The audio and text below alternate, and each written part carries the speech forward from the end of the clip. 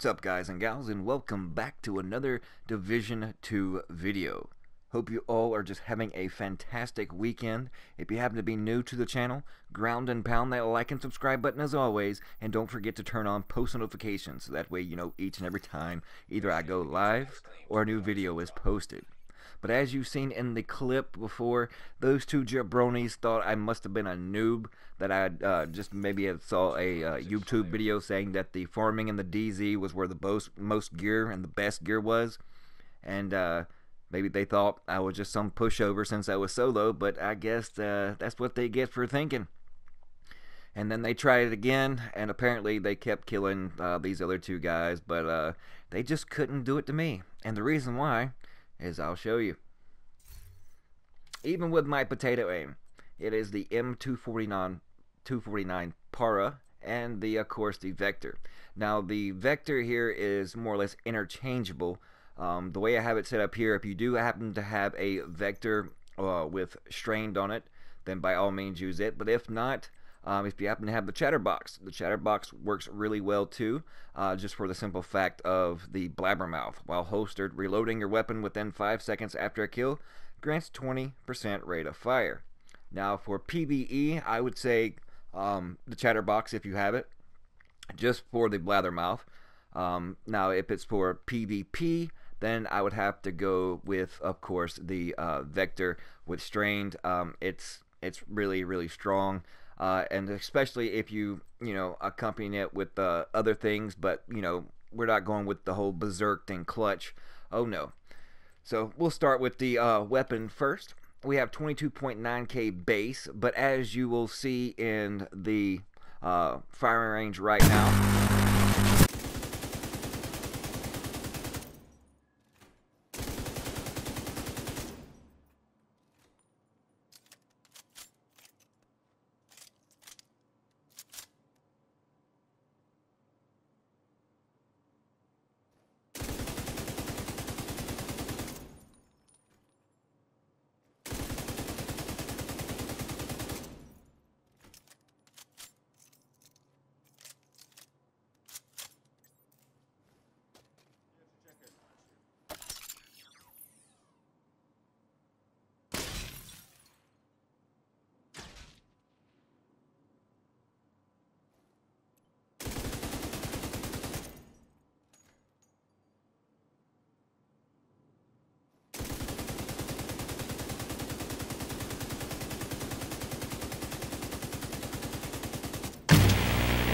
it actually hits for a little over 26k, and then when both skills are on cooldown, it actually hits for over 30k.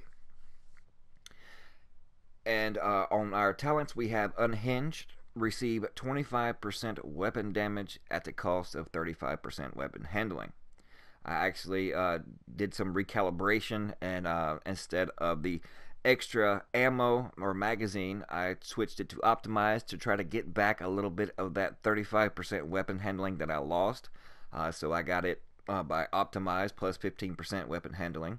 And cannon, while equipped, this weapon increases throwing distance by 10%. Could come in handy in certain situations. In the mods, we have plus 20% accuracy, minus 10% crit chance. We're not looking to, take a chance on having any crits. We're going for base raw damage when it comes to this little puppy right here. And then we have the plus 10% rate of fire, minus stability. We have the long barrel plus reload speed, minus stability. And then, of course, we have the muzzle plus 20% stability, minus 10% accuracy. So as you can see, we more or less try to even it out, so that way we're not really losing too much. And as you can see on the mid-range to up close, it is definitely, you can still melt and beam either NPCs or agents with. So it's not really that big of a deal losing that. I think it's around 20% total on all weapon handling. And there's nothing surprising here as far as the Vector. I mean, you all seen probably tons of videos on the Vector, so there's no point me going over that. But let's go to the gear itself, starting with what gives me the extra weapon damage for having two skills on cooldown. and that is on the ropes. Weapon damage is increased by 25% while all skills are on cooldown. As you see, it went from a little over 26k up to over 30k. It requires 7 utility, and I actually have that requirement, and also has vital on it. I'm using the 2-piece of the Gilligard for the plus 5% armor and the 20% hazard protection. The attributes are 5141 bonus armor, 454 skill power, and 5% crit chance. And that crit chance is over to the SMG mainly.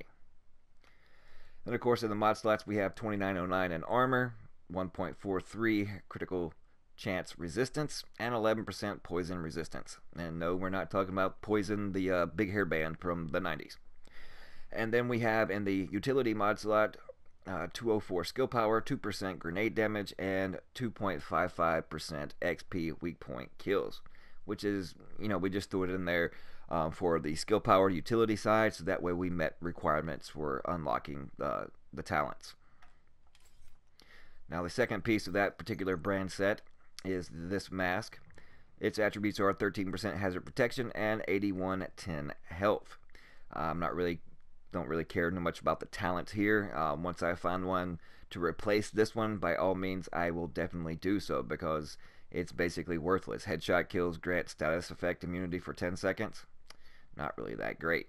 But in the mod slot we have 245 skill power, increased blind duration, and increased ensnare duration. Now let's move over to the next brand set that we have the most of. And we have the Murakami Industries. With per 2 pieces, we get 8% health, 10% hazard protection. Attributes are 1,715 in health, which is, I hope, and I maybe can recal that later on, and maybe get a higher stat there. And then, of course, 514 skill power. And in the talents, we have Devastating, plus 5% weapon damage. And it has no mod slots, so we'll move on to the second piece, which is the holster right here. It has 12,312 health, 556 skill power, and we have a utility mod slot with 247 skill power in it, 3% increased kill XP, and 1% increased bleed duration. Now moving on to the oddballs here. Starting with the Sokolov knee pads, it is Patience. Patience is, I'd say, underutilized, especially on PvE activities. So that way you don't have to necessarily waste armor kits. You can, kind of conserve them, because Patience is, after being in cover for 3 seconds, armor repairs by 5% every second. And even though the NPCs push, if you accompany that with a flame turret for the crowd control and keep them from, pressing on you, it actually works out really well, because it gives you enough time to at least get back 15 to 20% of your armor before they completely rush in. And also can, if you're taking serious fire, or you got a Molotov being thrown on your head and caught on flames, and it'll help you withstand and survive that in order to actually hit an armor kit if need be. So it really does come in handy. The attributes on it, wish it was more of a crit chance value. Can't recalibrate it though, because it's capped at 2%, so there's really no point for that 0.5%. And then we have 3,048 bonus armor. Now moving on to the chest piece and the final component of this build. It is a Petrov Defense Group chest piece. Just for this one piece, it gives you plus 10% LMG damage. The attributes are 418 skill power, 5.5% weapon damage, 5,874 health, and 11.5% crit chance. Its talents are Unstoppable Force. Killing an enemy grants 2% weapon damage for every 10,000 max armor. Requires 7 defensive, and we have 9 in total. In the mod slots, we have defensive with 1,864 in the mod slot of bonus armor, 621 armor regeneration, and then we have 6% explosion resistance. So basically is a lot of survivability and a lot of damage just by the way of the LMG. And if by some reason both skills are on cooldown, then for on the ropes you get that additional 25% weapon damage for those pressing NPCs. And if your skills are on cooldown, and it'll actually allow you to mow them down, survive, and either while you're in cover keep regenerating your armor and not burning through an armor kit, or help you survive long enough due to the patience in order to apply an armor kit or for your said healing skills to come back online. And if you're playing with a duo or whatnot, trying to do like challenging missions, it also will help you survive long enough. Maybe if your friend or a fellow agent that's playing with you is downed completely, and so he needs to respawn, and it'll allow you to survive long enough for them to respawn. But as you can see, it's actually for all things, even PvE or PvP, because I run it in the dark zone. I have no problem going in there solo, 2v1, no problem. It's sometimes it's not more or less just a build in general, but also how you play and how you go about PvPing. It is a little different because the NPCs are a little OP. You just got to have situational awareness. You got to have the area and know your strengths and your weaknesses, just like any build. So if you spec into a build and build around something, and then you play with it long enough, you get to know the ins and outs of it and what's its flaws, what's its strengths, and you more or less play to your strengths and know when to either back up or fall back or change positions if you're put in a position of weakness. So that way you can advance to a different area or location or a different circumstance. So that way it goes back into your favor. But it is a lot of fun.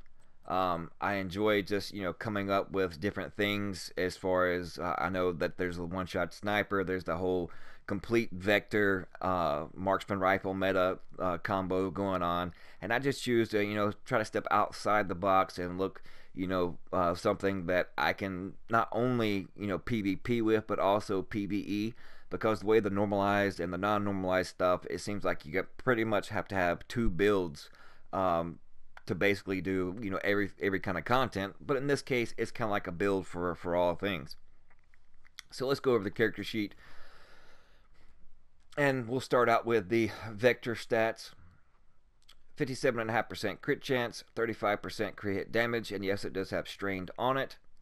And for those that do not know what strained actually is, you get 10% crit hit damage is gained for every 5% of your armor that is depleted.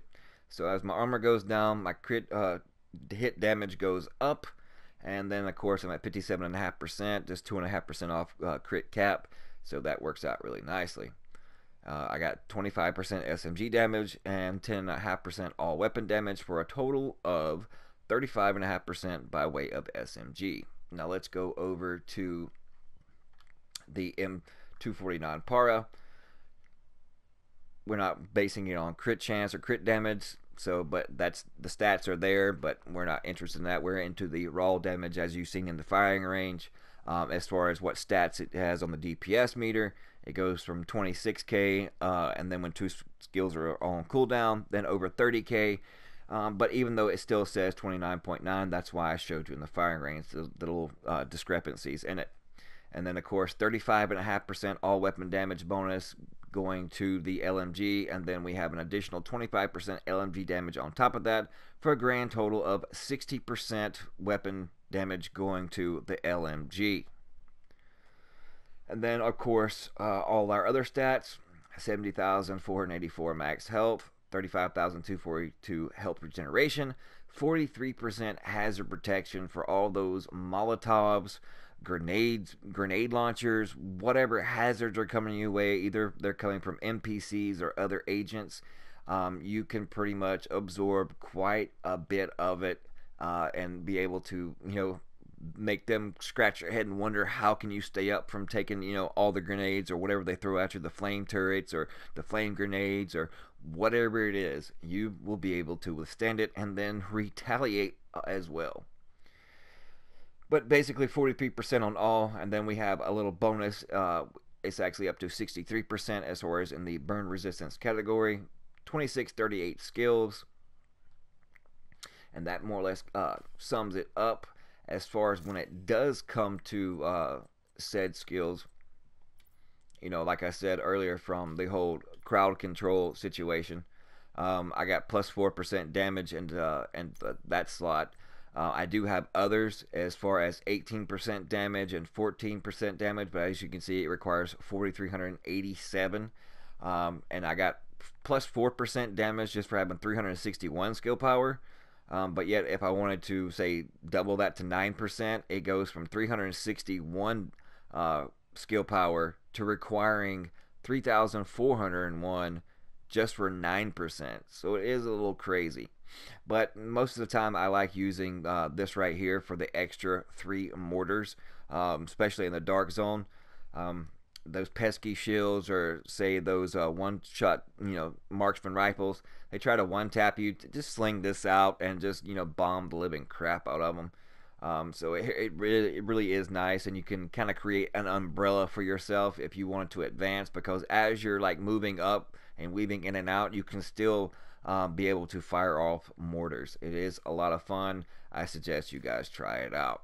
But anyways, let me know what you guys think in the comment section below. What kind of things that you are trying out and having fun with, and experimentation when it comes to builds. And also, what do you guys want to see? Do you want to see some a lot of conflict gameplay, or run through missions, or whatever the case may be? Let me know what you guys want to see on the channel, and I will do my absolute best to deliver for you guys, because I do this for you all, and I appreciate all the love and support. And I'm just glad to be home from the hospital now, so it's back to the grind. Thank you guys. We'll see you later.